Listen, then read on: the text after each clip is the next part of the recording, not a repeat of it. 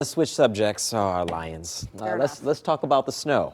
We finally found a snowstorm, and we have it in our forecast here. Not one, but two. So it's been tough to find any type of storm for Metro Detroit. Most of them have been scooting by to the south, but I think we found two of them. Let's talk about the current conditions, though. -3 in Lapeer. We're at 1 in Port Huron. Picked up a little bit of snow over the weekend. That fresh snowpack is allowing some of us to cool down more than others, but regardless, it's a cold morning start. Not much of a wind chill, thank goodness, because the winds are fairly light, so it's pretty close to the actual temp.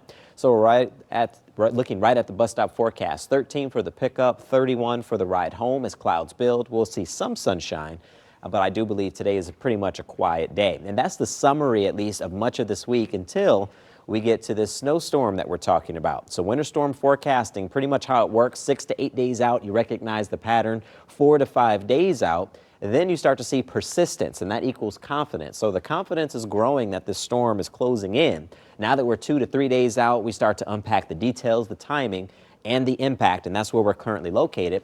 And we're going to unpack all of that with the Weather Planner Plus. First things first, it's worthy of the meter. So of course, if you've been watching long enough, you know that means if you are affiliated with any of the schools, the decision making, or just the teachers and the students, a snow day is a possibility. So it's that high, at least. It's beyond the travel disruptor and the worth watching criteria. So now that that's out of the way, the winter storm arrives, I believe, Wednesday afternoon. So if you are thinking about the schools and the timing, an early dismissal is something that could be considered for Wednesday, because your Wednesday morning should be all right.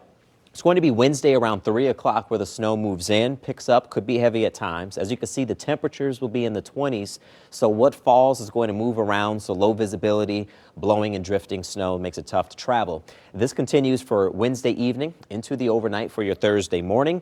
And that's when we're going to have the biggest impact. But notice this pink color here. I do believe on the east side of Metro Detroit, you're going to have a higher chance of seeing a wintry mix along with the snow. Because of that, I do believe that if you are on the east side, having a snow day is going to be more of a question. 3 inches of snow is not really that much, right? That's because it could mix with some sleet. We have to watch that.